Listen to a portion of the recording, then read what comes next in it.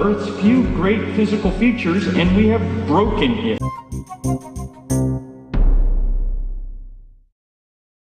This is the beginning to build something new in Greece, in Europe, and here. Hello, my name is Stanley Heller. Welcome to The Struggle. The Struggle is shown on 22 cable stations from Vermont to New York City, on the internet at thestruggle.org, our YouTube channel, Struggle Video Media. On April 18th, Promoting Enduring Peace will present its Gandhi Peace Award to Bill McKibben, the famous activist who's been fighting to prevent catastrophic climate change. If McKibben and people like James Hansen of NASA's Goddard's Institute for Space Studies are correct, we are in dire straits. They say that if the Keystone XL pipeline is built, that's going to lead to an immense amount of burning of fossil fuels right now kept underground in the tar sands of Canada. And that temperature rise will be catastrophic. Temperatures will increase to levels not seen in 2.5 million years. Hansen says civilization itself is at stake. Last year, through civil disobedience and a rally that surrounded the White House with 15,000 people, McKibben and 350.org were able to convince the president to put off the decision about the pipeline for a year. Well, that decision is coming due now. And so there's another rally being planned, this time for Sunday, February 17th in Washington, D.C. One could argue it's the most important demonstration of the century. We begin the program with video from 350.org. Then back a few months to the Tree of Life conference in Old Lyme, Connecticut, with Maya Wind, who talks about what Zionist education is teaching young people about Arabs. We close with video from New York City of a rally against fascism in Greece because of the depression in Greece and the increase in austerity and endless cuts to wages and pensions and government benefits. People are getting desperate. And some are turning to the Golden Dawn, which is a group which scapegoats immigrants, is increasingly violent, and the police are turning a blind eye.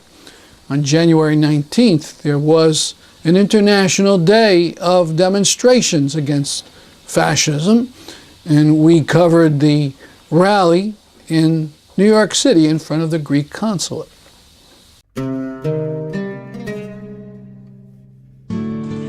I take the president at his word, and he's going to sit down, he's going to look at the science, he's going to weigh the facts, he's going to see that the tar sands will unleash a climate catastrophe upon the whole planet, and he's going to reject the Keystone XL pipeline. First, just to tell you where we are now, what we've done so far. We've burned enough gas and oil and coal to raise the temperature of the Earth 1 degree. And what has that done? One day last September, the headline in the newspaper was, "Half the polar ice cap missing." Think about that. We've taken one of the Earth's few great physical features and we have broken it.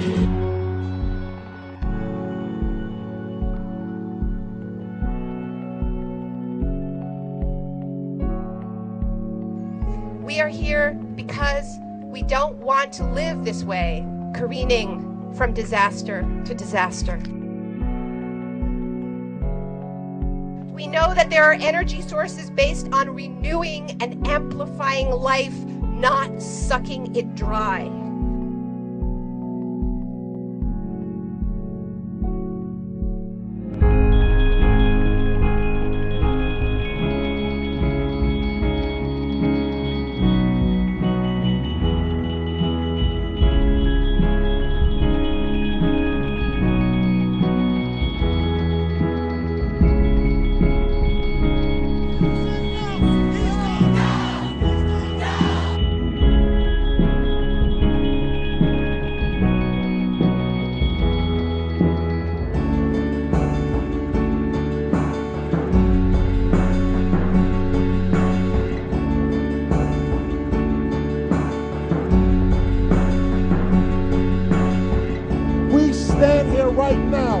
because we are at our lunch counter moment for the 21st century.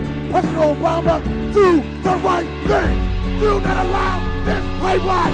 We stand, we stand, we stand, we stand, we stand. Let's go get them.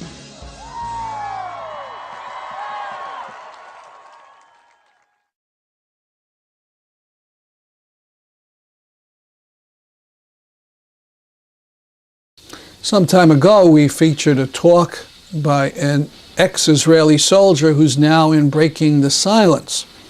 He talked about how his family life and early education prejudiced him against Arabs and equality. I grew up with the notion that if you do not believe in a state only for Jewish people, you maybe support the killing of Jewish people. Now, Maya Win, who talked at the same event, she's an Israeli woman who refused to take part in military service.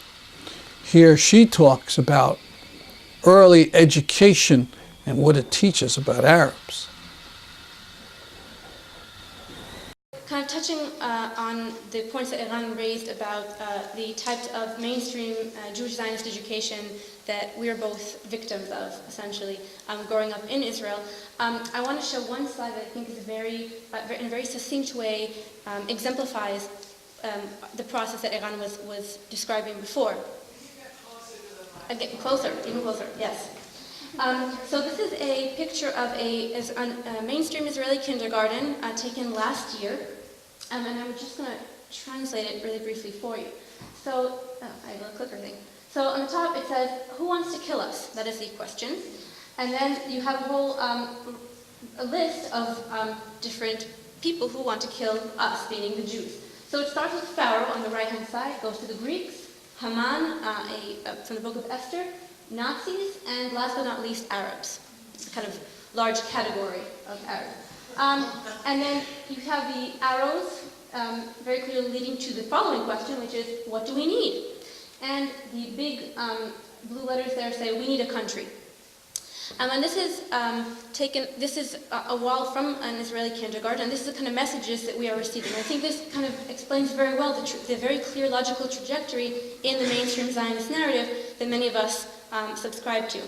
And whether we subscribe to it or not, at the age of 18, we have to enlist in the army, which is a very material way to live this narrative. And I was in part fortunate enough to join a group that I helped form in 2008 called the Shministim. Shministim in Hebrew means 12th graders. And what we did was we wrote a letter. I will show you a paragraph of the letter that we sent to the Chief of Staff, Minister of Defense, Prime Minister, and President. We haven't heard back yet, but I'm sure they read it. And the letter, it's the gist of it is that we do not want to take part in all of the activities that the IDF is in charge of, that Eran was mentioning before.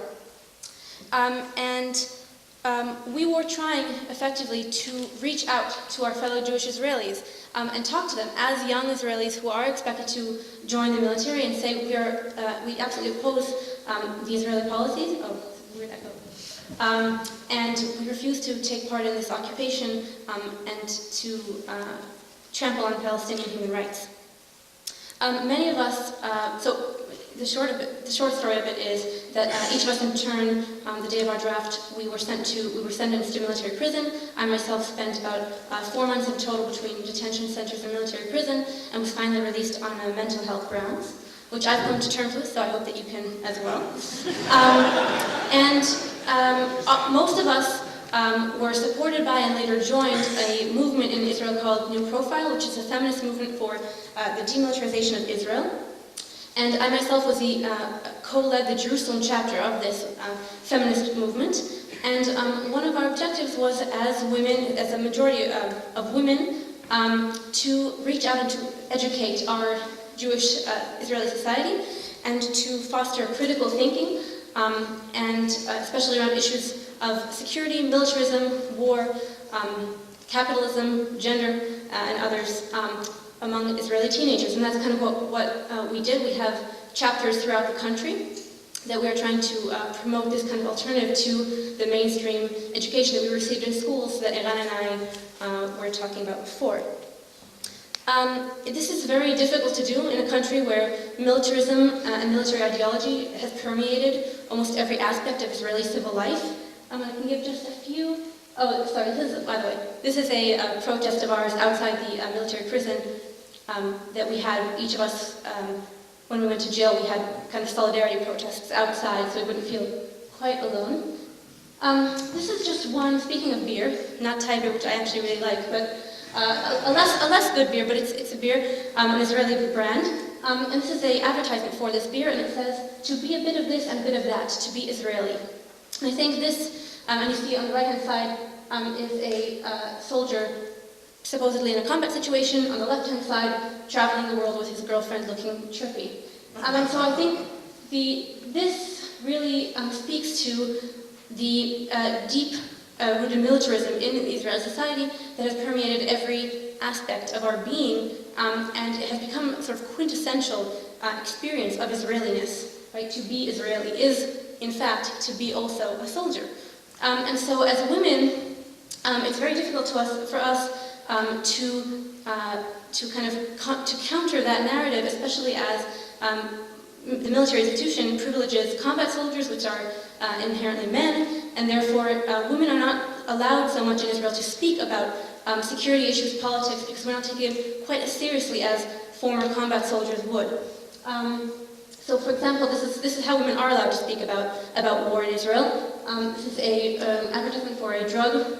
And it says, my son is a combat soldier, the tension, the pressure, the telephones. I asked my pharmacist for Kalmanavine, and it helped me to calm down, started functioning properly again. So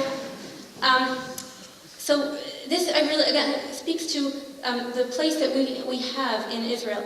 Women, Jewish women, we can speak as concerned mothers for our combat sons, but we cannot speak as political beings promoting a political agenda. And that's one of the things that through the Sheministim and through New Profile, I and others have been trying to do. And of course we see, it's crucial to say that we see our feminist agenda as intricately linked to our anti-colonial and race-conscious work, and we see those obviously as inherently interconnected, and we have to promote them all at the same time and have a comprehensive understanding of how all these systems of oppression and domination operate in tandem. So just a second, I'll wrap up so we can have a short discussion hopefully.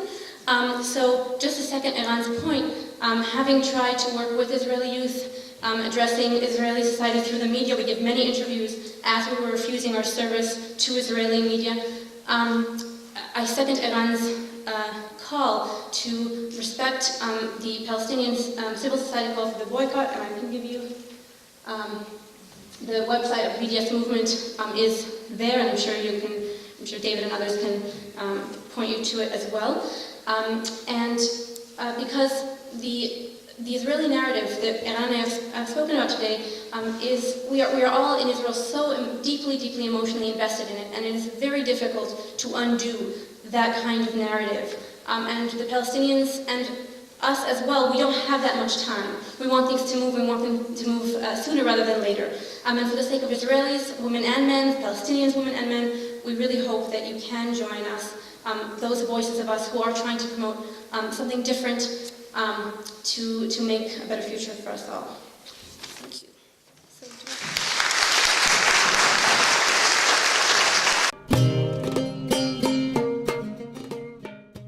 Next to New York City, where some 50 people gathered to protest the Golden Dawn and the rise of fascism in Greece.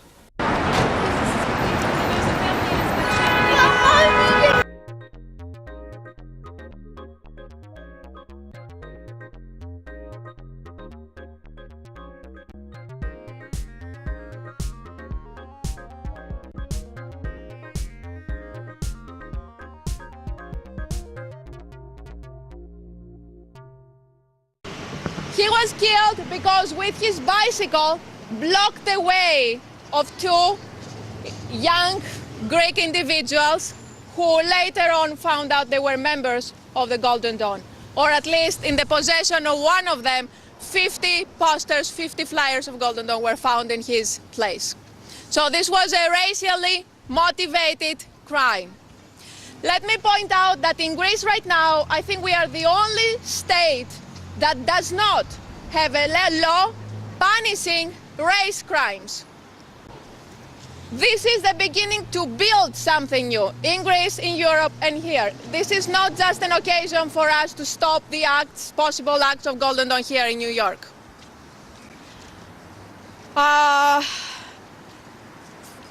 From that, I think you have a good understanding what things do not go well.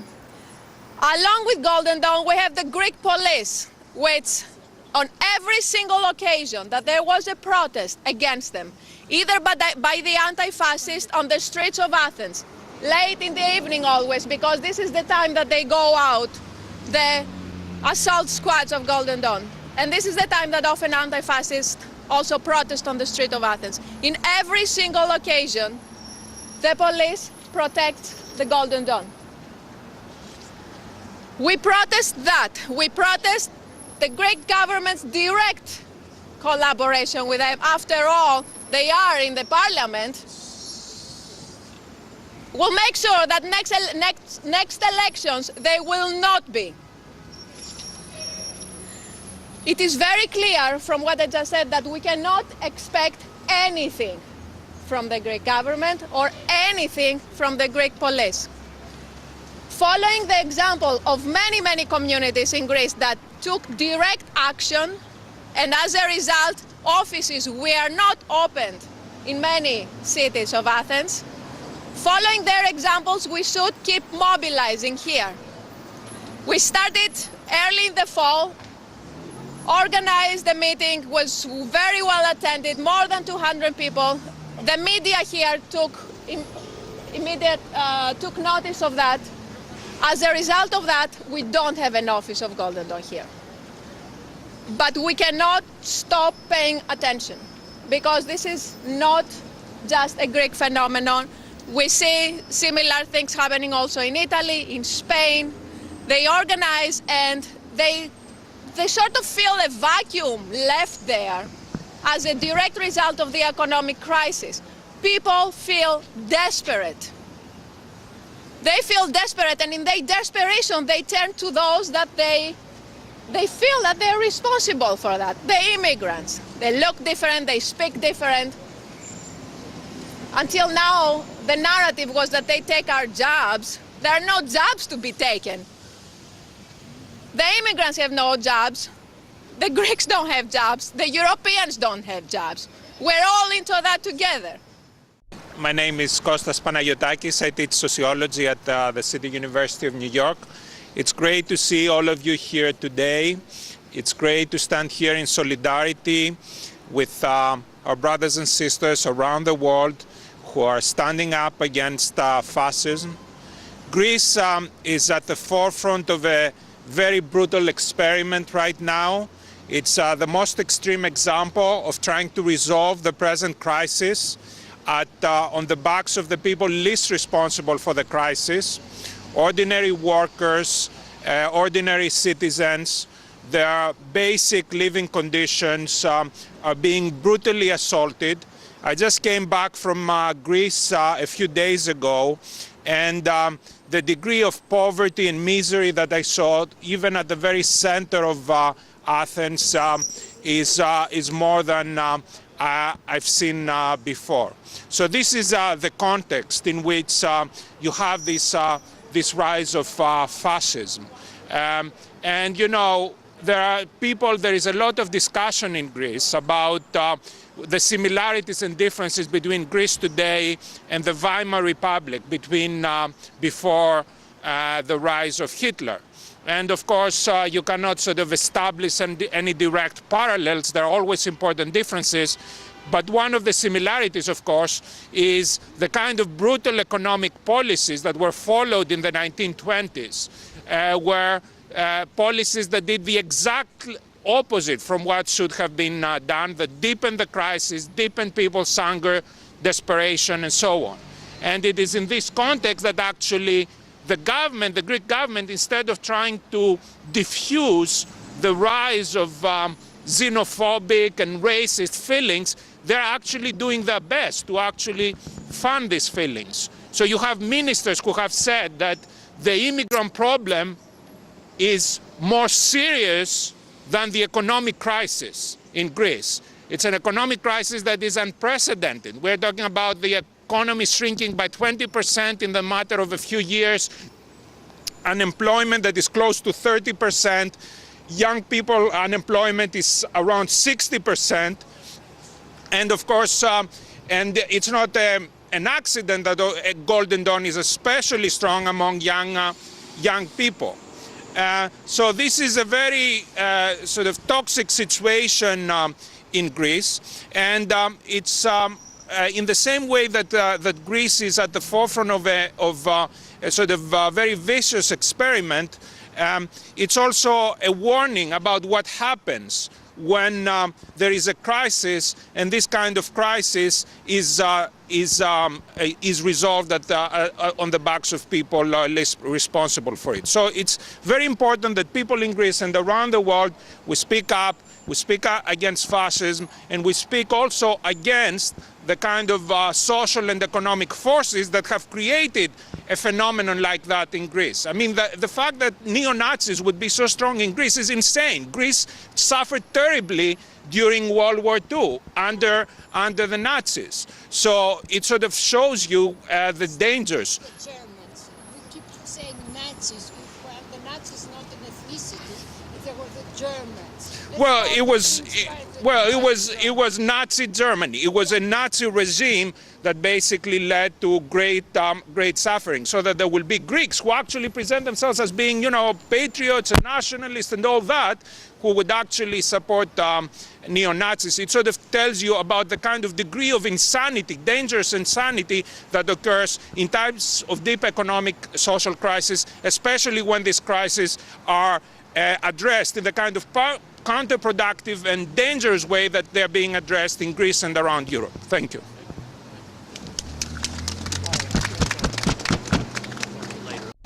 Just a few words. My name is Ioanna Guta, and I'm a member of the Middle East Crisis Committee. And we drove with my friend Stan Heller from New Haven this morning to join this fantastic gathering. We have to continue. All our lives we have been fighting for justice in the Middle East, to stop the destruction, the rights of countries and people's lives, and also to help the Palestinians get their state, get their justice in this world. We have been doing this for the last 30 years. I know what fascism. I was at the very end of the civil war in Greece when we had it in the mid-40s. So I lived through that civil war. Greece and the Greeks have been fighting fascism all their lives, and it hurts my heart to see what is happening now. This has got to be stopped. We have to fight it with all our might.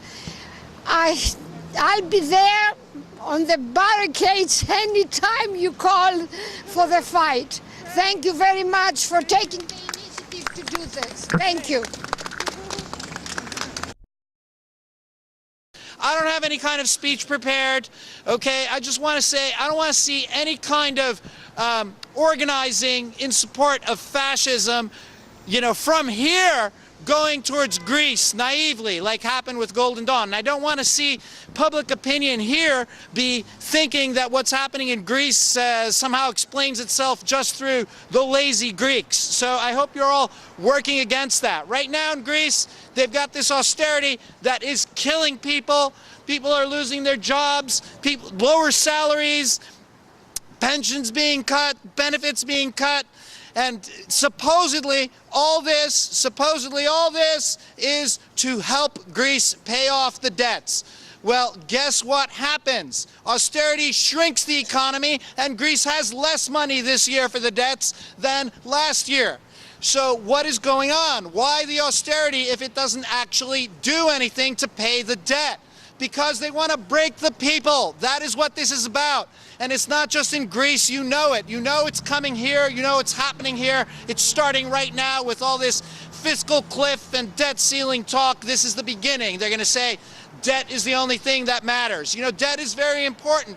But in this country, private debt is 4 times greater than the public debt, which is all you hear about. It's the private debt that is killing us. It is the debt to the banks. It is the massive mortgage debt that hasn't been touched, the consumer debt, the student loan debt. They don't talk about that. They don't talk about relief for that. They just talk about how they have to cut back public spending.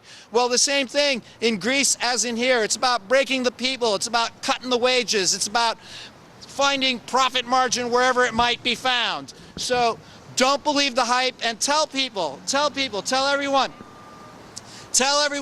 that, you know, all these bailouts help Greece, blah, blah. That doesn't go anywhere. That doesn't go to Greeks. That doesn't go to Greece. That goes to German banks, French banks, Wall Street, London banks. They're the ones who are... We're going to try and experiment phone conferences to discuss this show and other aspects of Middle East human rights issues. It'll be on Wednesday nights at 9 o'clock. All you have to do is call in the conference call numbers that you see at the bottom of the screen. Your long distance call is up to you, but the conference is free. Hope you can join in. My name is Stanley Heller, and this has been The Struggle. Thanks for watching.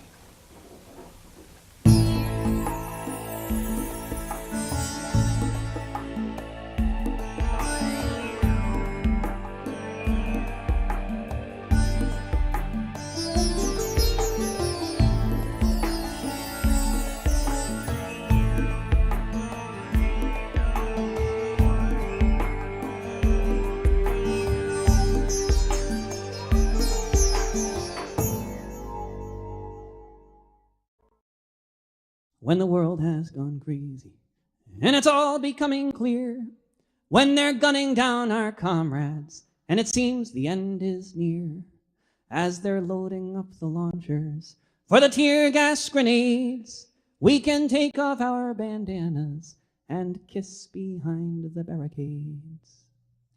When it's madness all around and you can see this at a glance, we will sing and we will cry, we will laugh and we will dance as they shout their marching orders beneath the helicopter blades. We shall seize the moment for a kiss behind the barricades. They will try to break our spirit, and at times they may succeed, but our love for the world is stronger than their greed. When the building is surrounded and hope begins to fade, in my final hour, a kiss behind the barricades. As the movement grows, there will be hills and bends, but at the center of the struggle are your lovers and your friends. And the more we hold each other up, the less we can be swayed. Here's to love and solidarity, and a kiss behind the barricades.